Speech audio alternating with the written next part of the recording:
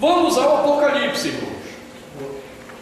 Vamos, que hoje há muitos mistérios para revelar naquela igreja miserável e pecadora de Laodiceia. Vamos ler a palavra de Deus, Apocalipse 3.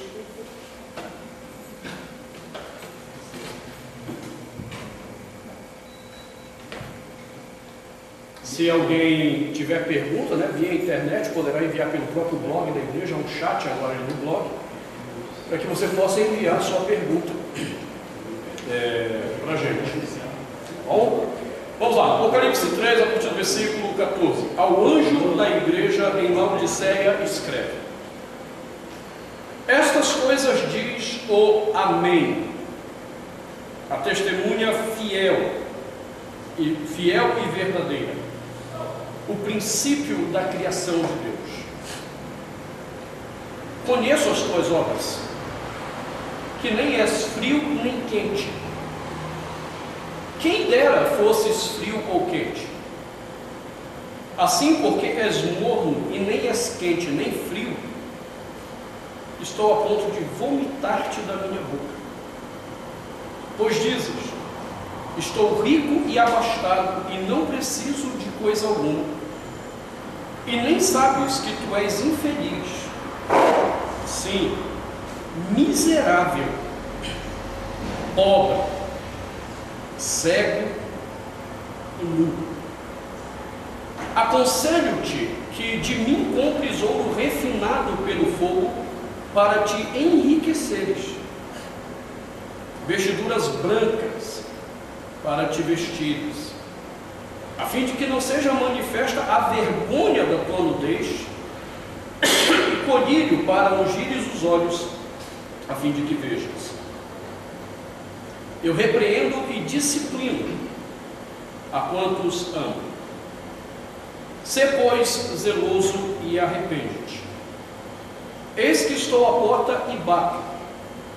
Se alguém ouvir a minha voz e abrir a porta, entrarei em sua casa, e cearei com ele, e ele comigo. Ao vencedor dar-lhe-ei sentar-me comigo no meu trono, assim como também eu venci e me sentei com o meu Pai no seu trono. Quem tem ouvidos, ouça o que o Espírito diz às igrejas. Vamos orar?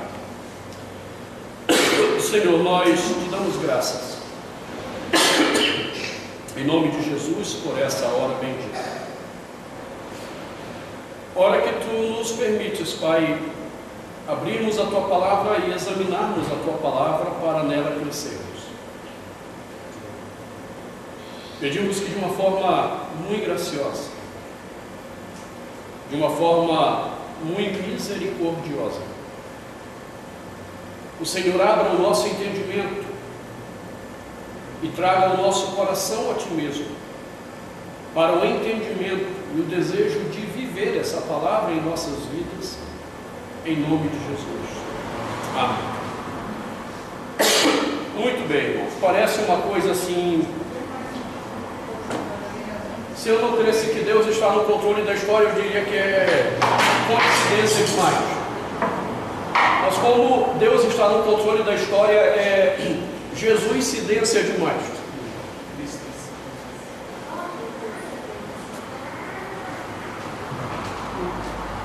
Eu estava em Goiânia esse final de semana dando aula, e estou lá mexendo no Face, e sai uma notícia, mais uma, do Silas Malafaia. Ele teve agora na conferência dele com os pastores da Eslavec, que era a escola de líderes que ele criou, que é uma escola chique, né? Era só dar aula em hotel 5 estrelas, era assim um negócio, cara. Entendeu? E para 3.000 pessoas para cima, um negócio top. E na pregação dele, que foi colocada no ar, depois ali aos 28 minutos mais ou menos, ele começa a xingar, obviamente, quem discorda dele, chamando de mané, desocupado, vagabundo, porque ele gosta de falar essas coisas. Porque ele começa a falar que ele veio de um estado pobre, e ele conta as lutas dele no início, da pobreza e tal, como ele ia para a praça, pregar o evangelho, depois levantar dinheiro para conseguir ter um programa na TV, não sei o que e tal. E ele parte daí até chegar ao momento que ele está hoje um homem rico. Ele fala com todo o orgulho da sua riqueza. Fala da boa casa que ele mora, que hoje ele pode ficar nos melhores hotéis. Fala de uma Mercedes-Benz que ele ganhou, que é caríssima. O anel de $4.000 que ele usa no dedo. Aí eu estou lá olhando aquilo e disse, cara, parece uma coincidência mesmo, ou jesuicidência, para ilustrar o problema dessa igreja maldita de Laodiceia. O que o Malafaia falou nada mais é do que o retrato do que é a igreja evangélica atual. E que se encaixa, como nós vamos ver, perfeitamente com o problema da igreja de Laodiceia.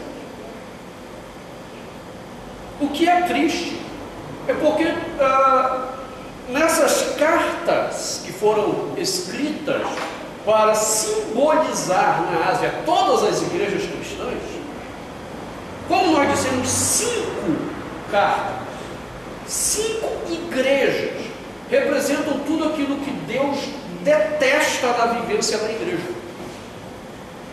São 5 igrejas que carregam pecados sérios que Deus detesta. 2 são modelos para nós. Dessas 2, uma é a igreja, que é a igreja de Filadélfia. Agora, daquelas 5, uma é a igreja da desgraça, é a igreja do pecado, é a igreja que Deus quer vomitar da boca dele. E adivinha com quem a nossa igreja evangélica atual tem se assemelhado? Laodiceia.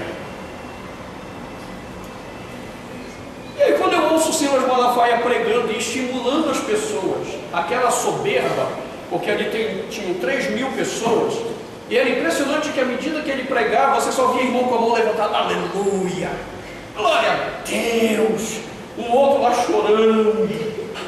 E se diz, cara, é essa mensagem que tem movido a igreja evangélica brasileira. A mesma mensagem que Deus disse que quer vomitar da sua boca. Essa igreja de Laodiceia é uma tragédia. E examiná-la é um convite a chorarmos a nossa própria tragédia, a nossa própria desgraça como igreja. Então eu quero começar analisando com você o texto. Versículo 14.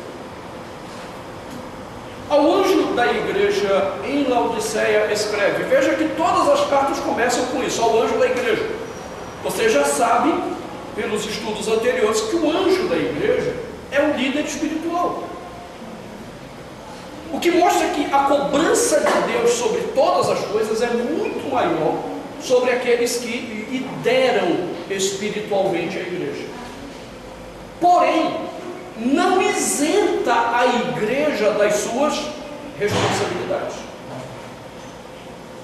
Ainda que o texto seja endereçado ao líder espiritual, é para que a igreja tome ciência e cada pessoa se posicione diante da mensagem de Deus. Então ninguém, mas o meu pastor não me ensinou, mas a minha igreja não me ensinou. Irmão, já nos foi revelada a Escritura,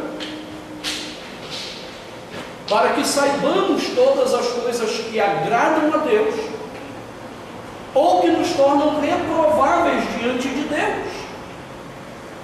E se o líder espiritual nos ensina a mentira, nós temos a palavra para confrontar a mentira. E se a igreja nos ensina um falso caminho, nós temos a palavra para sabermos o caminho da vida.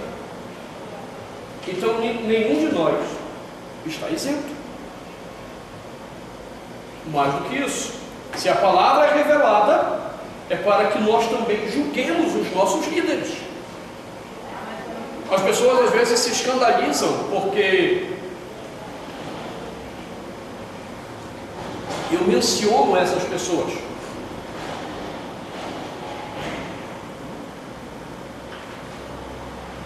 É bíblico. Paulo, quando está escrevendo a Timóteo, menciona os nomes daqueles que estavam pervertendo o evangelho e se diziam cristãos. É uma questão de transparência e honestidade, não são de meias palavras. Não são palavras de insinuações. Não estou insinuando nada, eu estou sendo muito franco e direto, para que vocês não pequem, não tendo discernido o que esses homens estão fazendo. Agora, do mesmo jeito, eu estou dando a cara para bater. Examinem a Escritura e julguem se aquilo que eu estou dizendo é verdade ou não. E se não for, não tenham medo de me amaldiçoar. Paulo diz que seja maldito o que prega um falso evangelho. Então há responsabilidade de quem ensina, mas isso não isenta a responsabilidade de quem aprende. Porque a verdade de Deus é conhecida não pela boca de quem ensina, mas pela palavra que é revelada. Então daí a seriedade quando ele diz: ao anjo da igreja de Laodiceia escreve. Aí ele começa, como todas as cartas, ele começa com a apresentação de si mesmo. Você deve ter reparado que para cada igreja, Jesus se apresenta com títulos diferentes. Aqui ele usa 3 títulos.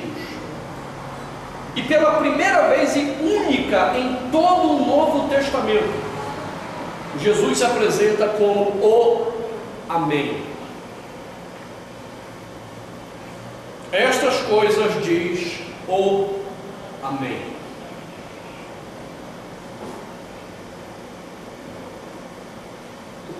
O que esse título significa em relação a Jesus? Você só entende quando você abre o livro de Isaías, de onde essa revelação está sendo dada. Isaías 65:16.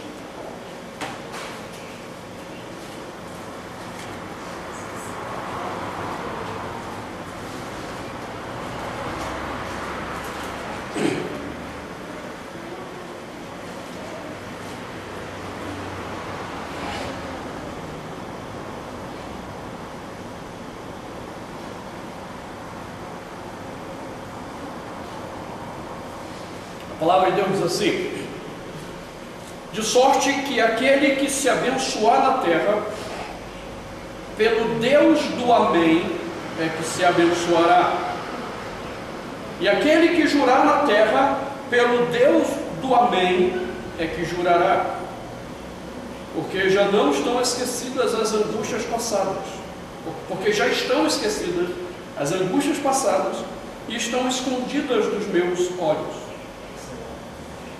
Em hebraico,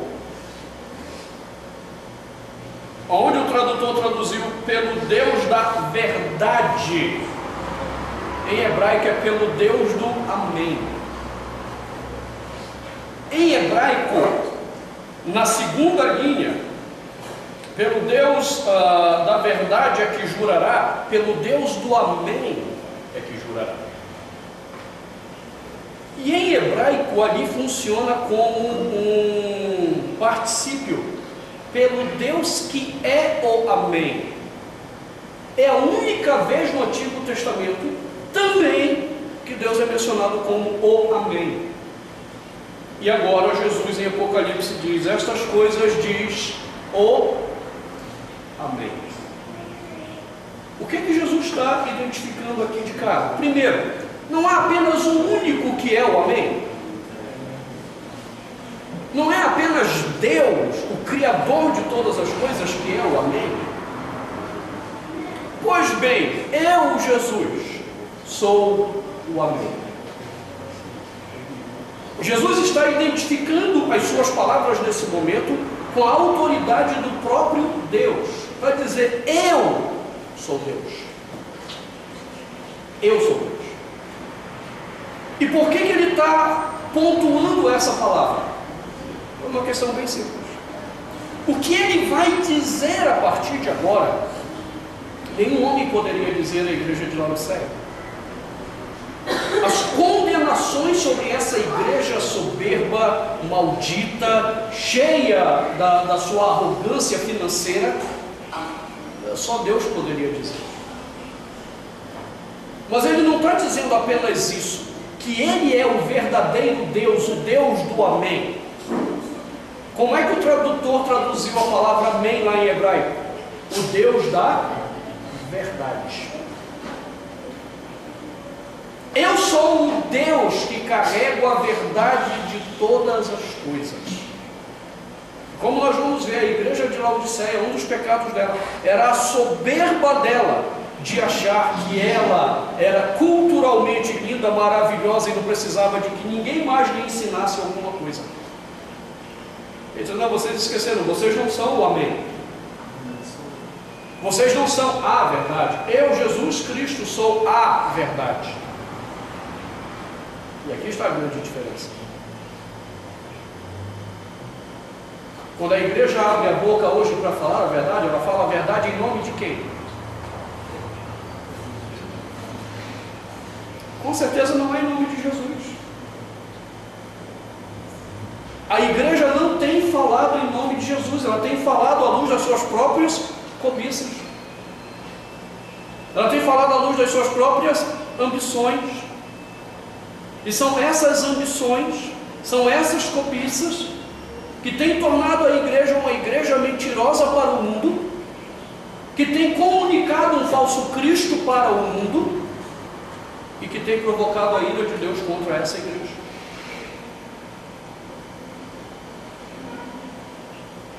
Por isso Jesus começa: eu sou o Amém. Eu sou a verdade de fato de todas as coisas, e eu sou o Deus que detém a verdade de todas as coisas. Então observe, quando você tira, por exemplo, de Cristo a ideia da divindade, já complicou o negócio. Por que eu não ouviria aquele que não é o Deus de toda a verdade? E paulatinamente tem sido feito isso pela igreja. Já há algumas décadas, ou pelo menos uma década e meia, para não exagerar, a igreja passou a aceitar a própria negação da divindade de Jesus. Eu conheci uma igreja, Assembleia de Deus, que tinha um presbítero que não cria que Jesus era Deus. É triste o que eu vou dizer, eu não falo isso com alegria, mas eu preciso dizer isso com gratidão a Deus. Graças a Deus, esse presbítero caiu em adultério. Porque a igreja ela não disciplina aqueles que pervertem a verdade de Deus. Ela só disciplina quem cai em algum pecado sexual. Pronto, essa é a desgraça. Você cometeu um pecado sexual, mata um ato desgraçado, arrebenta com ele. Mas é engraçado que no Antigo Testamento, se você pervertesse a verdade de Deus, mandavam apedrejar você. Compreende a loucura que a gente faz? Só o pecado sexual que a gente quer apedrejar. Mas se você perverter a verdade de Deus, a Bíblia manda apedrejar também. E aí nesse caso eu tenho que dizer, isso não é com alegria. Graças a Deus ele caiu em adultério. Porque aí a igreja disciplinou. Mas a minha pergunta é: como é que ele chegou a ser um cristão batizado, negando a divindade do Senhor? Como é que ele chega a ser um presbítero de uma igreja negando a divindade do Senhor? Aquele que é o Amém, a verdade de todas as coisas. Porque a igreja se encheu da sua verdade. O que vale é a verdade da igreja. Se a igreja concordou em receber essa pessoa, amém. Percebeu? Amém. Aí o cara vai no púlpito, fala um monte de abobrinha e ainda diz assim: amém ou não amém, irmão? E aí os irmãos: amém. Não, o único amém é Cristo. Se aquilo que eu digo não está em conformidade com a verdade dele, é não amém. Não é Cristo que está nisso que você está falando. Mas a igreja de Laodiceia achava que por causa desse seu poder econômico, por causa do seu poder cultural, nós vamos ver que era uma igreja de uma classe social alta, de gente culta, então pode. Não, o amém de todas as coisas é Cristo. Cristo está nessa verdade. Cristo está naquilo que você tem aprendido de fato, amém. Não está, não importa se usar o nome dele, é não amém. Então esse é o primeiro título que Jesus usa para si, e a única vez que ele usa. É interessante isso. Só aparece no Apocalipse uma única vez isso: eu sou o amém, referindo-se à sua divindade e à verdade absoluta. Em seguida ele diz: estas coisas diz a testemunha fiel e verdadeira. Testemunha fiel, volte ao capítulo 1, você vai ver o problema da perseguição. Os irmãos estavam sendo perseguidos, muitos estavam morrendo, e havia de alguma forma uma tendência em começar a cultuar essas testemunhas que morreram. Não, a testemunha fiel é Jesus. Os mártires morreram por causa do exemplo daquele que era a testemunha fiel, Jesus. Aquele que tomou a cruz, aquele que levou até as últimas consequências, as implicações eternas do pecado e a necessidade de receber em si, ser imputado nele, a ira de Deus. A ira de Deus. Olha que coisa. Aí Jesus diz: olha, a testemunha fiel sou eu. Você não caminha olhando para outras testemunhas. Outras testemunhas deveriam apontar para mim. Eu já disse, esse é o nosso problema com a Igreja Católica.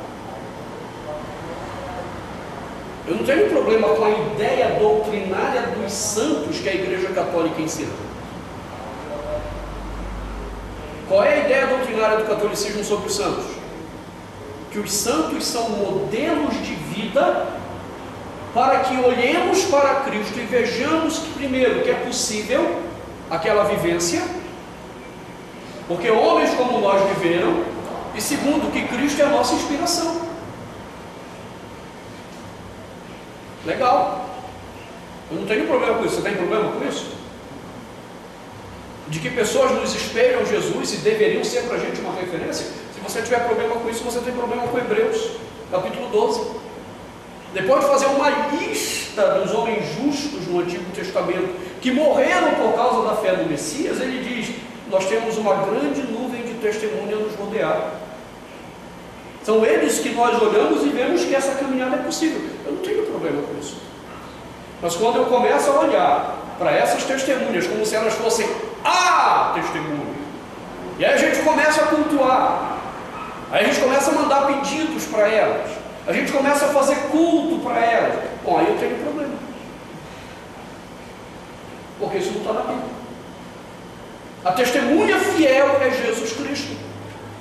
E ele não só diz que ele é a testemunha fiel, ele acrescenta uma outra qualificação do testemunho dele: ele é a testemunha verdadeira. Nele não houve mentira no testemunho que ele deu. Nele não houve oscilação.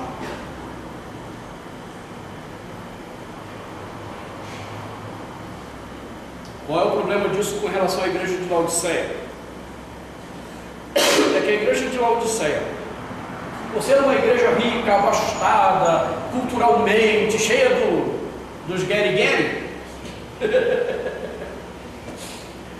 ela achava que a prosperidade dela era testemunho para os outros. Olhe para mim, veja como Deus está me abençoando. Olha como eu sou rica. Olha como o nosso templo está cheio. Olha o nível cultural das pessoas que estão conosco. Nós somos a testemunha de Jesus. Não, a testemunha fiel e verdadeira é o próprio Cristo.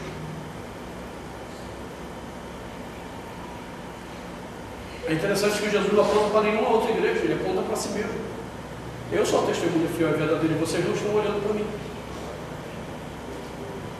Diferente do que as igrejas estão dizendo hoje para a gente, o movimento de crescimento de igreja está dizendo para a gente, o que é uma igreja abençoada? Uma igreja cheia, grande, uma igreja com muitos recursos financeiros, com direito a shopping center dentro da igreja, tipo a igreja do Rick Warren, né, nos Estados Unidos. Valley Sunderberg, a igreja com propósito, é bonito lá. Tem um shopping dentro da igreja, com telões na praça de alimentação para os jovens assistirem o culto de lá. Comendo McDonald's, Burger King, as principais redes de fast food norte-americanas. Eu fico imaginando como é que é uma adoração dessa numa praça de alimentação. Aí o pastor está lá, aí consegue dizer alguma coisa que preste, né? Porque como diz o reverendo Jairo Castro, que chega amanhã no nosso curso de relacionamentos, ele diz assim, cara, o relógio quebrado, ele consegue marcar o horário certo 2 vezes por dia. Ou seja, o cara quebrado no entendimento de Deus, ele consegue 2 vezes no dia pelo menos falar uma verdade sobre Deus. Aí o pregador está lá pregando na igreja do Rick Warren, fala uma verdade de Deus. Na hora que o cara está com a boca cheia do Big Mac, você pensou que culto maravilhoso é esse? O cara está assim, talando com refrigerante, Coca-Cola, né? O americano é exagerado, uma Coca-Cola pequena lá é 400 ml. 400 ml, é doido o negócio. Aí o cara quer dar uma glória a Deus, na hora que ele meteu uma Coca-Cola, glória a Deus! Não dá, cara. Não dá. São as loucuras que as igrejas estão fazendo por aí. E é uma igreja grande, rica, de influência. E Deus está dizendo, cara, isso não é prova de que você é minha testemunha. As igrejas da prosperidade acham que isso é prova de que Deus está com elas. Malafaia bateu no peito nessa pregação para dizer, eu patrocinei 3.000 pessoas aqui com o meu ministério. Ele acha que isso é prova de que Deus está abençoando ele. Não, cara, isso não é prova de que Deus está abençoando o ministério dele.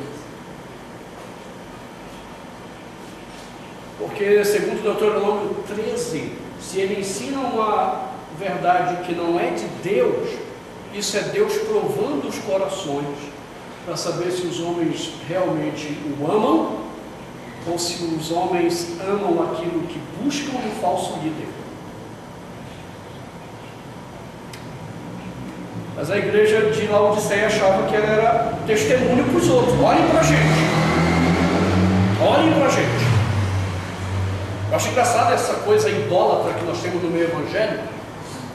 Quando o ministério do Rick Warren começou a estourar,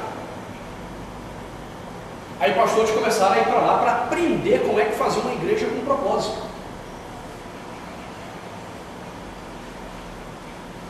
Depois o Rick Warren começou a vir para cá para ensinar como fazer algo parecido com o que ele fez lá em Sunderberg.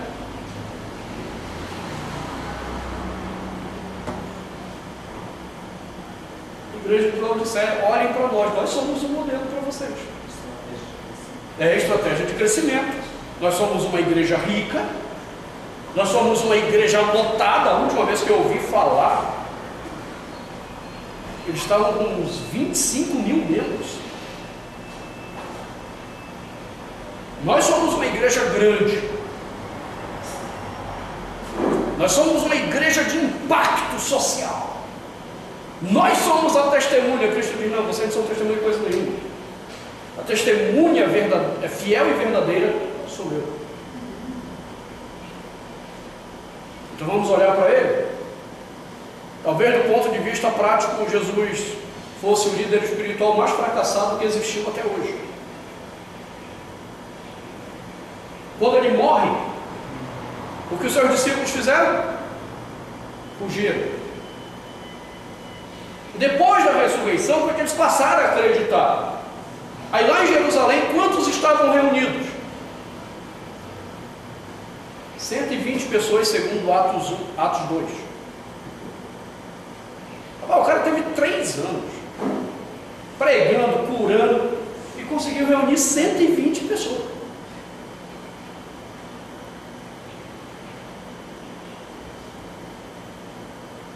Um líder de envergadura mundial está fraquinho, velho. Até um pastor analfabeto que tinha em Luciânia, quando eu fui pastorear lá, tinha 2 igrejas que estavam mais de 200 pessoas, ele estava melhor que Jesus.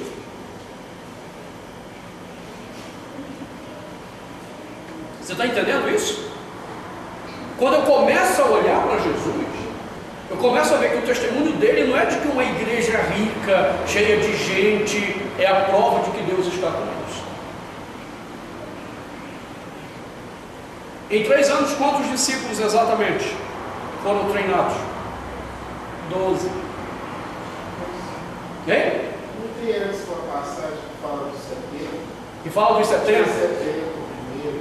E outra coisa, na cruz de Marcos também, que ele não está espalhando a palavra, porque aqueles que encontram Jesus recebem a bênção, ele manda para outros lugares, né? A estratégia dele também não foi ficar só com uma igreja, né? Mas levar ele dentro de si. Sim. Ok. E qual é o problema disso? Não, eu falo que o senhor falou que ele é verdadeiro e fiel, né? Pois é, mas a estratégia de Jesus também não foi ficar congregando, criando igrejas. Sim, criando igrejas para crescer e só. Mas habitando em comunhão com aquela pessoa que ele ensinou, né? Porque a ideia é espalhar e não concentrar. Sempre espalhar e não concentrar. E se alguém realmente for uma igreja, a ideia é que nessa igreja sair missionários, né? Para poder pregar. Quer dizer, a igreja nunca vai ser um lugar onde as pessoas vão ficar confortavelmente, né? Enriquecendo. Elas vão ter que sair atrás dos que precisam ser salvos. Sim. Né? Ok. Então, veja, é um modelo totalmente diferente do que a gente tem aprendido hoje sobre ser igreja. As igrejas têm procurado se tornar mega igrejas. As igrejas primitivas eram igrejas multiplicadas em pequenas igrejas. Porque interesses econômicos, interesses de poder, nunca estavam em jogo. É por isso que, sinceramente, irmãos, eu tenho dito, já disse a vocês em algumas ocasiões de oração na quarta-feira, e digo de novo, a minha maior preocupação como pastor dessa igreja é o crescimento. E não é que minha preocupação não é que a gente cresça muito, a minha preocupação é porque estamos crescendo. E eu estou preocupado com isso. Porque nós estamos crescendo numericamente, eu me preocupo com isso. Porque Deus não chamou igrejas para serem grandes. As igrejas de Cristo verdadeiramente são igrejas espalhadas. Então me preocupa. Quem me conhece da época de pastorado de igreja presbiteriana, eu dizia, cara, igreja que chega a 150 membros ela não tem mais como ser pastoreada. Ela precisa de outros pastores e mesmo assim começa um problema. Elas precisam se dividir para multiplicar. No último levantamento do Ricardo, nós estamos com 172 membros, já passou do que eu acredito.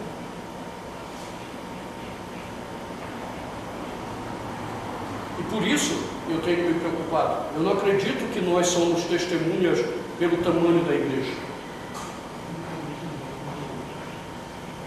Temos que orar seriamente sobre isso.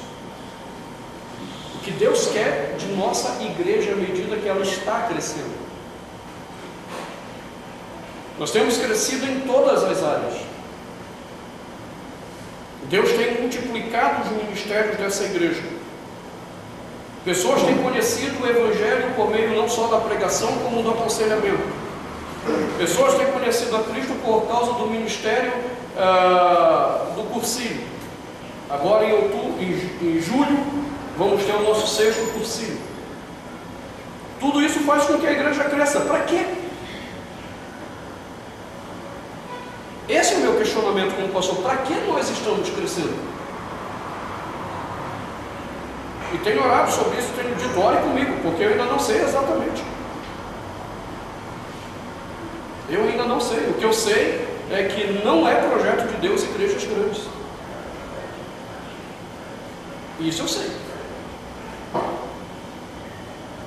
Então nós precisamos orar, para não nos tornarmos como Laodiceia, uma igreja grande, cheia de dinheiro, culturalmente joia. Você sabe que isso é outra coisa que me preocupa. Eu já ouvi do nosso arcebispo no Brasil, Dom Paulo Ruiz Garcia, pelo menos 3 ou 4 vezes em conversa com ele. Toda vez que ele vem aqui, em 3 ou 4 situações, a última foi quando eu estive com ele no escritório dele, na Catedral em Recife. Foi quando ele me disse: você tem uma grande bênção de Deus em Brasília. O nível dos membros da sua igreja são muito superiores aos membros que eu tenho aqui em Recife.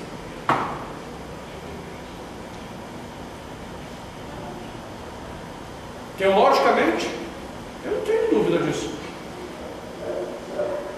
Eu não tenho nenhuma dúvida disso, de que nós, teologicamente, temos um nível muito acima, percentualmente, tomando percentualmente, o de muitas igrejas. Qual é o perigo disso?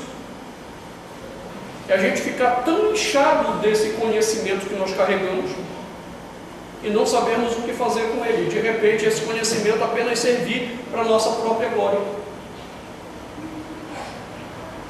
Se você colocar na ponta do lápis, mais de 60% dos membros dessa igreja ou tem formação teológica ou já passaram por algum treinamento teológico.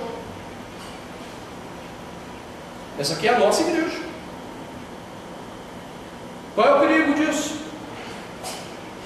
Nos ensoberbecermos com esse conhecimento e nos tornarmos como igreja de Laodiceia, culturalmente linda e maravilhosa, e ela começar a achar que ela é alguma coisa por causa disso.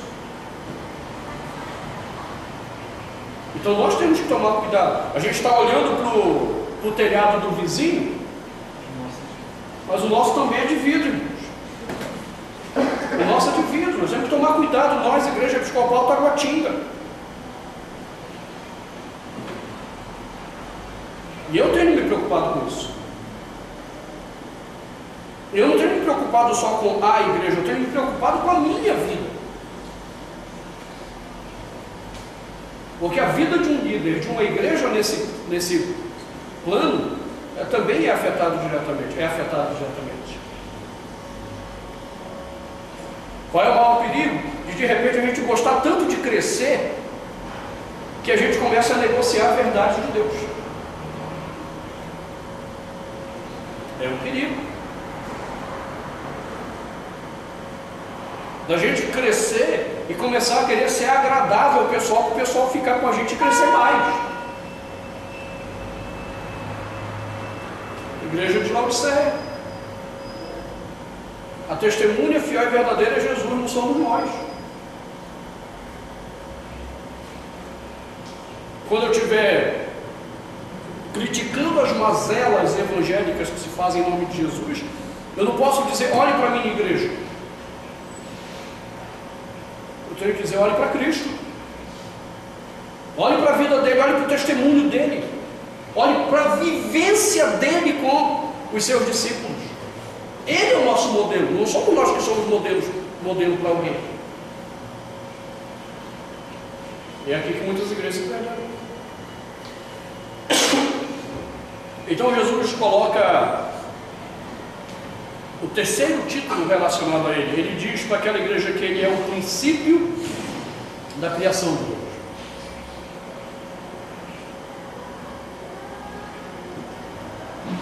A palavra arre, palavra grega que aparece aqui, arre, tem sido interpretado pelos anticristos, pelos endemoniados da mentira religiosa, os possuídos do capeta da mentira religiosa, como se Cristo fosse o primeiro ser criado. Já faz um tempo que eu não entro lá, mas dá uma olhada lá, depois até você me fala. Mas até um tempo atrás estava lá no site do pseudo-apóstolo Valdemiro Santiago que Jesus Cristo foi a primeira criação de Deus, foi o primeiro ser criado, tipo um anjo. Testemunha de Jeová, Ellen White, teologia de Ellen White, Jesus é um anjo criado. Os adventistas não contam esse lado podre da Ellen White, hein? Ok. Olha que loucura. Não. A palavra arre se refere a primazia, autoridade e poder. Essa é a primeira ideia. Quando Jesus diz, eu sou o princípio, eu sou o arre da criação, ele está dizendo, eu sou aquele que tem primazia e autoridade sobre ela. Por que ele está falando isso? Para dizer o seguinte, eu posso julgar todos vocês e estão achando o quê? É exatamente o contrário do que esses loucos têm falado por aí. Ele não é um igual a nós. Jesus, ele é semelhante a nós e não igual. Essa foi uma confusão maravilhosa na época que o herege pecador, endemoniado, possuído pelo capeta do Ário. Ário era um presbítero de Alexandria que negou a divindade de Jesus, dizendo que ele não era homoousios ao Pai, ou seja, igual ao Pai. Ele era homoiousios. Veja o que uma letrinha pode fazer. Ele era semelhante ao Pai. Pai, semelhante a Deus, eu e você somos, velho. Nós fomos criados como? A imagem conforme a semelhança. Eu e você somos homoiousios de Deus, semelhança de Deus. Agora Jesus não. Jesus, ele é igual. Ele é da mesma natureza, ele é de mesma essência, mesmo poder, mesma autoridade do Pai. Então quando ele diz, eu sou o princípio da criação, ele não está se fazendo igual a nós. Ele está mostrando, e também não é que ele está se fazendo superior. Compreende esse problema? Quem se faz superior não é, está tentando ser. Jesus não está tentando ser, ele não se faz superior. Ele declara que ele é. Ele é superior a qualquer um de nós, porque nele está toda a autoridade da criação. Para essa igreja soberba de Laodiceia, é para dizer assim, ó, eu tenho a autoridade para te vomitar da minha boca. Não é isso que ele vai dizer? Eu estou a ponto de te vomitar. A gente vai ver esse detalhe no grego, quando chegar na hora, que é um detalhe nojento. Eu sempre tenho que me preparar psicologicamente, porque eu tenho estômago fraco. O dia que você estiver lanchando comigo, almoçando comigo, nunca mencionei uma coisa nojenta que eu paro de comer. Porque a imagem me vem muito forte e estraga, né? Eu vou tomar um café antes disso.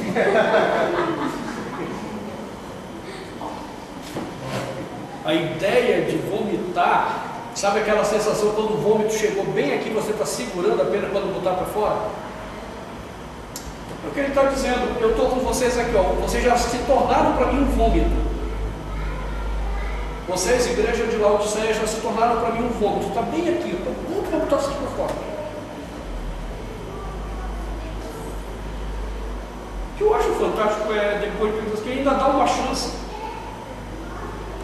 Do tipo, antes de eu botar para fora, eu vou dar uma chance. E se vocês cumprirem, eu engulo o vômito de volta.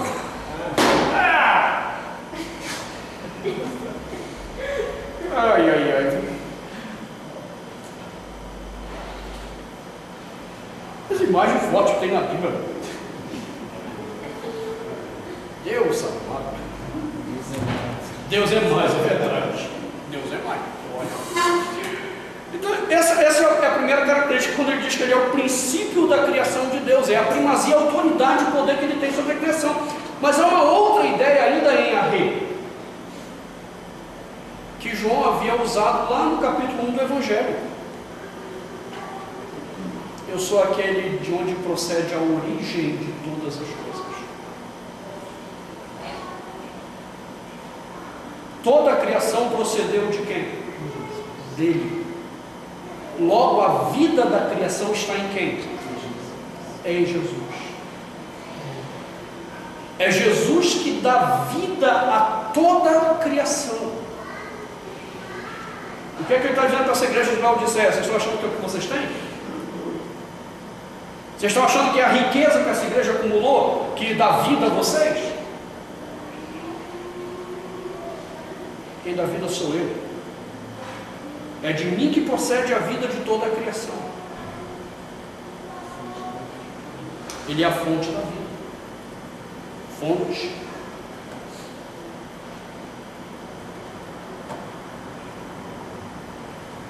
Lasqueira, viu? Uma igreja soberba, isso é uma desgraça. Uma igreja quebrantada, uma igreja humilhada aos seus pés, uma grande bênção. Uma grande bênção. Ok, nosso horário estourou. Semana que vem, Deus permitindo, nós vamos examinar o versículo 15 em diante, quando ele começa a acusação dele contra a igreja de Laodiceia. Ele já quebrou as pernas dessa igreja, vocês não são nada, presta atenção. Vocês não são nada. Vocês estão achando que são alguma coisa? Eu sou o Amém. Eu sou a testemunha fiel e verdadeira. Eu sou o princípio da criação. Vocês não são nada. Ou seja, a soberba de vocês não faz sentido. Agora eu vou mostrar o pecado de vocês. E aí tem um mistério que eu quero revelar para muitos aqui, quando ele diz que não és morno nem és quente. Tem muita gente que acha que Jesus está falando sobre a igreja ser espiritualmente morta. Não, o negócio é muito mais profundo. Eu quero lhe ajudar a entender isso aqui. Porque essa gente, eu sempre, quando eu li Apocalipse, eu achava esquisito quando ele diz assim: porque és morno e nem és quente, nem frio, estou a ponto de vomitar-te da minha boca, pois diz, estou rico e tal. Lá no versículo 15 ele diz: quem dera fosses frio ou quente. Porque se é espiritualmente, é esquisito esse negócio. Tá, o quente tu já pode pensar como pentecostal, deixando fervor e tal. Tomara que você fosse quente. Mas ele diz assim: quem dera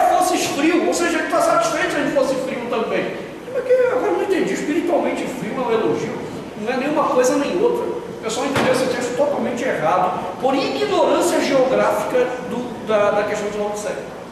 E aí eu vou deixar esse mistério para a semana que vem, quando vamos examinar essa questão do que é ser quente e o que é ser frio. Deus quer que a sua igreja seja ou quente ou fria. Ele só não pode aceitar que ela seja morna. Você vai entender por que também que a mornidão é um grande problema para Deus. Amém?